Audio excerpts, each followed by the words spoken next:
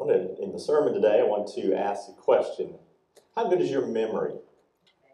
Yeah. How good is your memory? Have you ever made a promise and forgotten it? Silly question, huh? Have you ever left something unfulfilled that you told somebody you would do? Have you ever forgot to meet somebody at a certain time and place? Oh, yeah. Have you ever missed a meeting? Totally missed a meeting, missed an appointment, a doctor's appointment, an eye doctor, anything like that? And I've done this. They call you on the phone, leave you this nice message. Mr. Berger, we were expecting you in the office at 7:30, but it's now 7:55. Where are you? You know, you ever forgot anybody's birthday? Or maybe your own anniversary? Not a good thing to do that. But what if you never forgot? What if in your life you never forgot anything? And you could be totally relied upon. People would trust you, and they would look to you and have a high level of respect because you just never forgot anything. Well, I want to share a story from the Bible with you today, and it shows that we worship a God who never forgets, and that's good news. You'll have to forgive me a little bit. I love history, and I like biblical history as well. And so when I give a sermon like this that's historical, I try not to make it boring to where people go, oh no, now he's talking about history. I remember in the 9th grade I had world history, and that guy was so boring. So stick with me if you would, because we're going to go through quickly, I hope, through a biblical, historical story that stretches over centuries, actually, and talk about this. We go back to the very first book of the Bible in Genesis. You remember how the story began and the overall scheme with Adam and Eve, and then many years later there was a fellow named Abraham who had a son named Isaac, who had a son named Jacob. And Abraham was probably alive around 2,500 years before Christ, so a long time ago is when Abraham was around, and then his family and his children after him. And you remember then we end up, like I say, Abraham, Isaac, and Jacob. Jacob had a brother, one brother at least, named Esau. And remember, they didn't get along too good. Do you remember what Jacob did to Esau? Remember what he stole from Esau? He stole his birthright, stole his blessing, his family blessing, being the firstborn. Esau was the firstborn. And Jacob manipulated and fooled people and stole Esau's birthright right out from under him, from his dad. That did not put them in very good share with each other. So Esau had a son who had a concubine, not a wife, but a concubine at that time, and bore him a child named Amalek. I want you to remember, Amalek was a grandson of Esau, who did not get along well with Jacob, who God later changed his name to Israel. And Jacob and his family, remember there were 12 sons, of which Joseph was one of those sons, that had been taken as a slave down to Egypt, had risen up through the ranks in Egypt, and when a terrible famine hit back up in the land of Canaan and Israel, then Joseph invited his family to come down to Egypt to avoid the famine. And they did. They came down to Egypt. Problem was, they eventually, over time, were taken into what's called, basically, the Bible refers to it as slavery. And that took some centuries, but eventually, about 400 years later, we find the family, the nation, the children of Israel that are slaves in Egypt. Esau and his family had stayed back up in Canaan, but Jacob's family, Israel's family, had come down to Egypt. So now it's about 400 years later, and they get the call to go back to Canaan. God calls Moses, who's there in the court of Pharaoh. He's an Israelite in the court of Pharaoh. And through many miracles, the ruler of Egypt decides to let the people go, let them go back home. Not very smoothly, not perfectly. A lot of things happen there, and a lot of crises, a lot of miracles. But eventually the people do leave Egypt, and they travel, and they head back toward their promised land that they were promised generations before. It didn't go smoothly. They got out into the desert, and they disobeyed God, and some things happened, and God says, you're not going to go directly back to the promised land because of certain events that happened. You're going to have to wander around in the desert for a number of years until this whole generation dies off. And that was about 40 years that they wandered through the desert in those days. But eventually they got close to coming into the Holy Land, or the Holy Land we call it today, the Promised Land. And I'm going to pick up a part of the story here in Numbers 14. And I'll read some of these verses. Some I won't read, I'll just refer to so we don't get too bogged down in it. But in Numbers 14, verses 43 to 45, it says, and what's happening here is they're just about to think about entering into the Promised Land. And they run into another problem here. It says, nevertheless, in their presumption, they went up toward the highest point in the hill country, though neither Moses nor the Ark of the Lord's covenant moved from the camp. So some people decided, well, we'll just kind of get on over to the Holy Land ourselves and not wait on Moses or the Ark of the Covenant to come with us. Then the Amalekites and the Canaanites who lived in that hill country came down and attacked them and beat them down all the way to Hormah. Now the Amalekites, as you might guess from the word, were descendants of Amalek, who was the grandson of Esau, who was the brother of Israel. So here we have another interaction 400 years later after the brothers split up. They're now coming back into the same land, and what happens the first thing is these descendants of Esau, the Amalekites, decide to create problems for Israel, and they go out and attack them and beat them down, it says. So not good at all. It would come down to Numbers 24 and chapters right around there, and I won't go through that whole story, but this all ties into Bible stories that you may remember. There was a king named Balak, and he hired we'll call him a prophet named Balaam. And he hired Balaam to look down on the nation of Israel as they were getting ready to come into his land, because Israel was successfully beating up on various nations as they were moving into the Promised Land.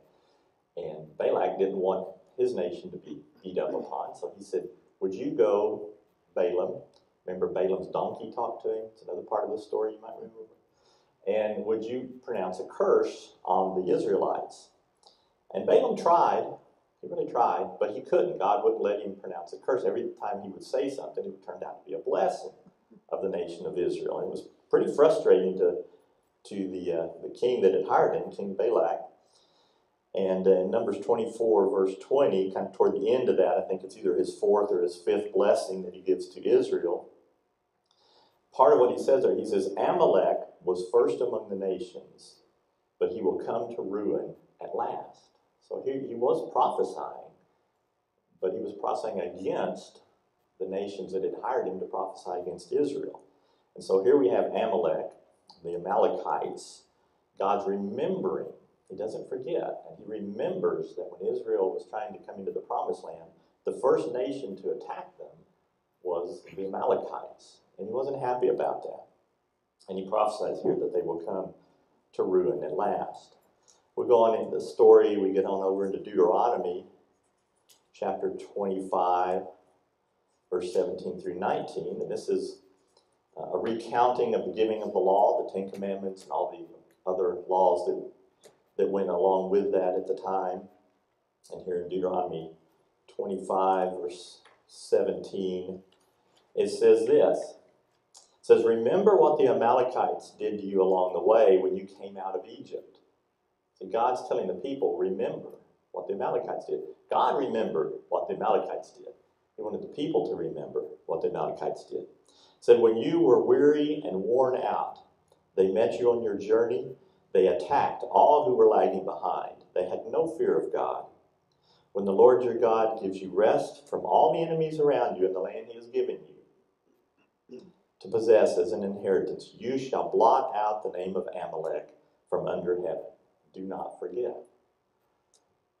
Those kind of passages kind of blanch us a little bit in our modern day, where God's saying, go in and wipe out, blot the name out of heaven. won't get into the whole theology of how that works, but the point here is that God remembered it. He remembered what had happened between Amalek and his people. And he remembered that he had said earlier through Balaam that they would cease to be a people. And he's telling the Israelites here to remember at the right time that things are going to happen, that you're going to help me fulfill this. So blot out the name of Amalek from under heaven. Do not forget. People may forget, but God doesn't forget. Then you come down into the book of Judges. And I won't go through all the stories here in detail, but in Judges 3, there was a judge. That's why it's called the book of Judges, right? There were various judges before Israel had any kings. And there was a judge called Ehud. And during the time of Ehud, the Amalekites, again, came in and attacked Israel and beat up on them at that point. A little bit later, there was a judge called Deborah. You might remember, a female judge. And Barak, he was one of the rulers with her. And Israel disobeyed at this point, and God used the Amalekites, in a sense, to punish them. So they were again attacked by Amalek. Then we come down later in the same chapter, in Judges 6. Remember a fellow named Gideon? Remember Gideon's thing with God called Gideon to be a judge and a general and to go out to defeat the enemies. And Gideon's the guy that said, I'm not so sure I'm the right guy for the job. And he said, well, I'll put this sheepskin out there and lay it on the ground overnight. And I can't remember which happened first, because if there's dew on the sheepskin and the ground's dry, then I'll believe you. God did that overnight. And Gideon said, I kind of believe you, but I don't really totally believe you. Let's reverse that tomorrow, and we'll say, if there's dew on the ground but not on the sheepskin, or whichever way it was, that then I'll believe you. Well, he eventually did end up believing God. And remember, he went out with quite a number in his army, and through circumstances, God narrowed it down to 300 people out of the thousands that he had. He said, no, we'll just take these 300 and we'll go defeat these huge armies. And they did. And one of those armies they defeated was the Amalekites. So what time frame are we talking about here? Well, we have Abraham, Isaac, Jacob. We have the time of Jacob, just before they went into Egypt. We know that they say they were in Egypt 400 or so years. So God's remembering several hundred years already, 400 years or so. They come out of Egypt. They go through the time of all the judges and Moses and then all the judges and so forth. We're about another 500 years down the road at this point. So that's how fast the Bible's moving through time. And it brings us down, and I'll take a few minutes here in 1 Samuel. Because now we're getting down to where we're going to have some kings over Israel. And in 1 Samuel being a prophet, and he was a prophet that anointed the first couple of kings of Israel. And here in 1 Samuel chapter 15, if I just read you the first few verses, find the first few verses. It says this, Samuel said to Saul, I am the one the Lord sent to anoint you king over his people Israel. So listen now to the message from the Lord. This is what the Lord Almighty says. I will punish the Amalekites. God's remembering. For what they did to Israel when they waylaid them as they came up from Egypt. Now go, attack the Amalekites and totally destroy all that belongs to them. Do not spare them. Put to death men and women, children and infants, cattle, sheep, camels, and donkeys. So Saul got together 200,000 foot soldiers and so forth and went out to do that.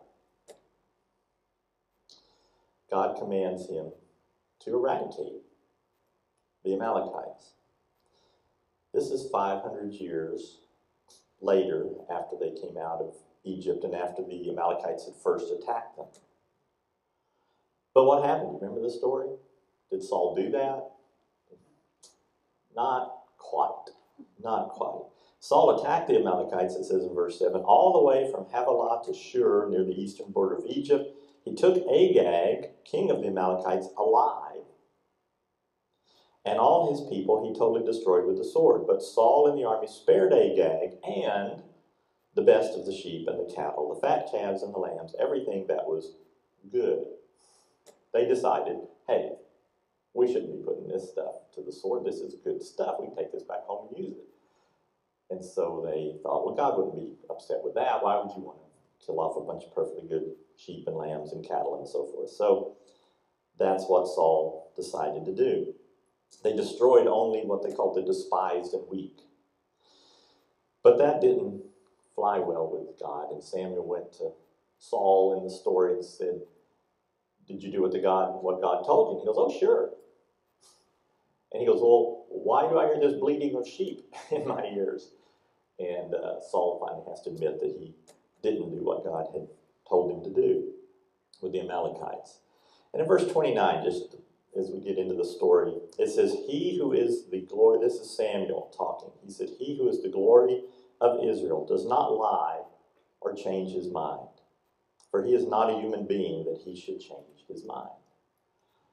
It tells us something about God's nature. He doesn't change his mind. And to not change his mind, he has to remember what he said before, which means he doesn't forget. Once he decides and picks something out, and he knows the right from the wrong and the good from the bad, that's what he remembers, and that's what he expects to come to about. He makes promises and he keeps them because he doesn't forget what he promised. So Samuel, the rest of the story, just finish up. Samuel gets a sword and kills Agag, the king at that point. Later in 1 Samuel, in chapter 30, I won't go through that story, but David is now the king, or about to be king. He's not quite king yet. And he goes out and defeats the Amalekites, which lets us know that there were Amalekites left. That Saul, even though it says here that he killed them, probably killed the ones that he had a hold of right there, but he didn't go out and take care of the rest of the nation. And so there were obviously still Amalekites hanging around. Now, let's skip over farther in the story, shall we? Let's turn to the book of Esther. If you're following along, good luck at finding the book of Esther. It's in there. It's right before Job. Job is kind of long. So if you get to Job, you've gone just a little too far. Back up to Esther. More history here. Oh, I love history. You guys loving this? Isn't this exciting? Isn't this great? Okay. So now we're down to 500 years later. After all the kings and of Israel and Judah and those nations were taken into captivity, we come down to the time of Esther. And Esther's in Persia. She's a descendant out of Israel. And she's over in Persia.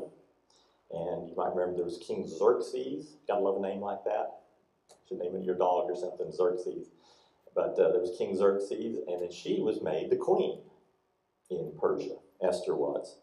And there was a fellow named Mordecai. You remember Mordecai, who was also involved in the story. He was somehow related to Esther. At least he was an Israelite, loosely related. And he was a counselor of the king initially and had helped the king out with some issues. So the king was somewhat aware of him. And like I say, then Esther became the queen. There was also another fellow called, let's see if you can come up with the name. He was a second in command to King Xerxes. Everybody remember who that was? He was the bad guy in this story. Haman, yes. Mean old Haman was second in command to King Xerxes there in the Persian Empire. Haman had an issue. He hated Jews. And the Jewish people from the Promised Land had ended up, many of them there in the land of Persia, but he just despised Jews. He hated them. And so in Esther 3, I'll find there in Esther 3, starting in verse 5, he comes up with a plot to destroy the Jews. And the main reason he did it, well, besides he just hates Jews in general, is that since Haman was second in the kingdom, he could be put on a horse and he could be put through the streets and everybody would bow down to him. That was the rule. Everybody bowed down to Haman. Here comes Haman. But Mordecai wasn't inclined to bow down to any human being. He only bowed to God. So when he didn't bow to Haman, that made Haman hate Jews even worse. And he decided, okay, I'll take care of this. I'll just kill all the Jews off, and then we won't have this problem anymore. So remember, God doesn't forget. What does this have to do? Well, let's just go a little bit deeper into it here. So Haman gets Xerxes to issue a decree, and that on a certain date, out in the future a little bit, that everybody in the Persian kingdom could go ahead and attack the Jews wherever they were living, in your city, in your town, out in the country, and you could just attack the Jews and you could kill them. And that way we'll get rid of the Jews and you can get all their stuff. That was the deal. If you manage to attack them and kill them, you get their stuff and it's yours. And he thought, well, that'll be good because people always want more stuff. So they'll go out and kill people and get their stuff.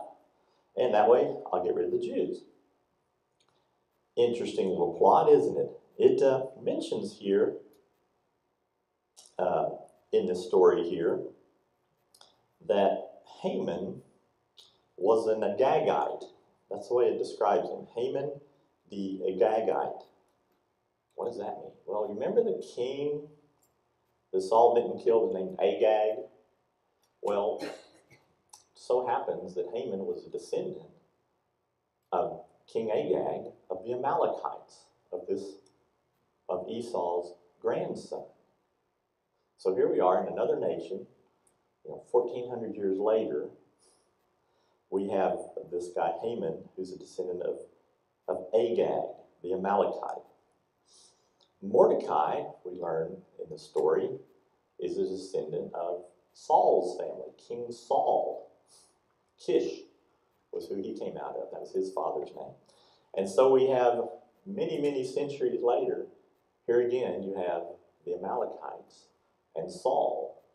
Business that wasn't taken care of back when Saul was told to eradicate the Amalekites. And here they are, head to head again in a nation far away, hundreds and hundreds of years later. So this rift that started out between Jacob and Esau has come down centuries and centuries later to a time where these two people are head to head again, not getting along at all. We worship a God who never forgets. Queen Esther, the story, she outplots Haman. She gets on the king's good side. Women have their ways. And she shows what Haman was going to do. And when Xerxes finds out that Haman intends to kill all the people of his queen's race, and the king didn't understand that was what was going on. So he couldn't unissue that decree. You couldn't do that if you were the Persian king. But he could issue a second decree that said the Jews could defend themselves, that they could get whatever they need to and they could fight off these attackers. So on the day that this thing was supposed to occur, it did occur, and people tried to kill the Jews, and the Jews fought back, and the Jews were successful. They weren't killed. In fact, it's kind of bloody and horrible sounding, but they killed about 75,000 of the Persians. But they maintained their lineage through that. The sons of Haman had 10 sons, and they were all killed and hanged, as Haman had been previously when the king found out about what he was doing. He hanged Haman, and later they killed the 10 sons as well. So here we are, all these years later, through generations and generations and nations separated, that God remembered what the Amalekites had done to his people when they came up out of Egypt. And here in Persia, he's still settling the score with them. He never forgets. So what does that tell us? This is all the historical part. This sounds kind of bloody and awful and terrible in ways.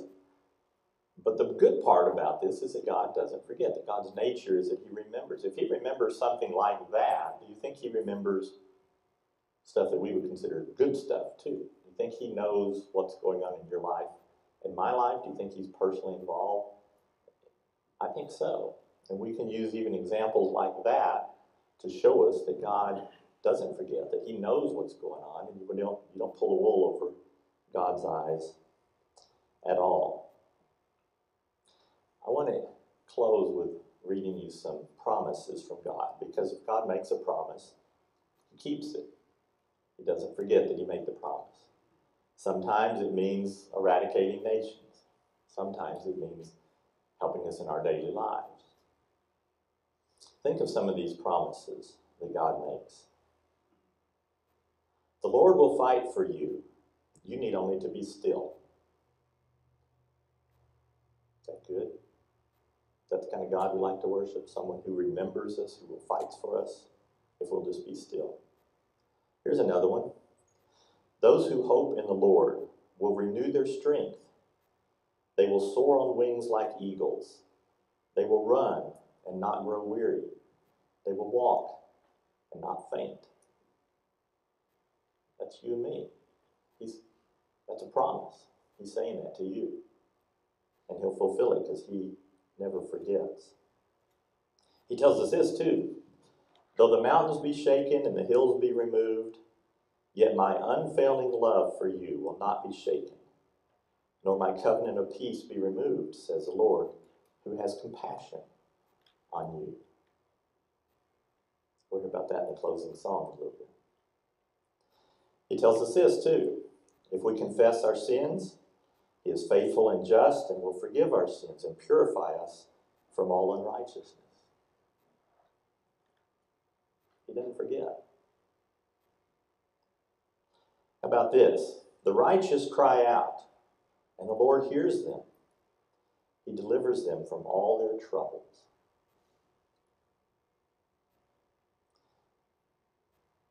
How can we leave this one out?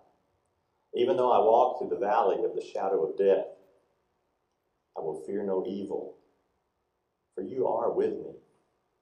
Your rod and your staff, they comfort me.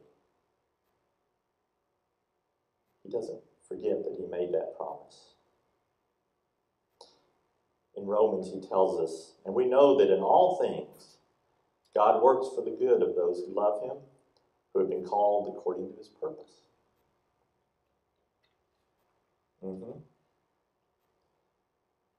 Two or three more here. These are for you and me. These aren't just for Bible people in the Bible times. These are for us. These are promises that come down to us, to you, to your life every day. Trust in the Lord with all your heart. Lean not on your own understanding. In all your ways, submit to him, and he will make your paths straight. Words of Jesus here. So do not worry, saying, what shall we eat, or what shall we drink, or what shall we wear?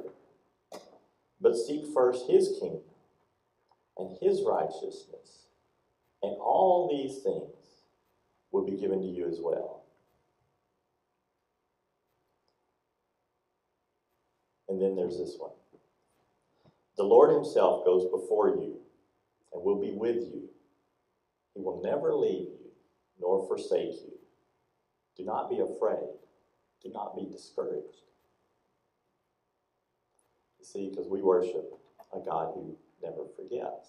He remembers his promises, and he knows your life and my life and every detail about us. Every time we wake up in the morning and go throughout our day, there's nothing that misses his observation and his care and his compassion he talks about.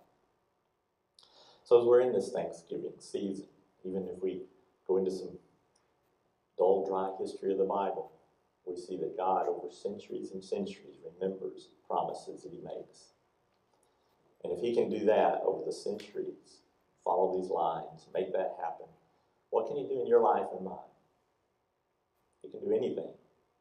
And he promises that he will. So let's give our God thanks, not just this week and this season, but all the time.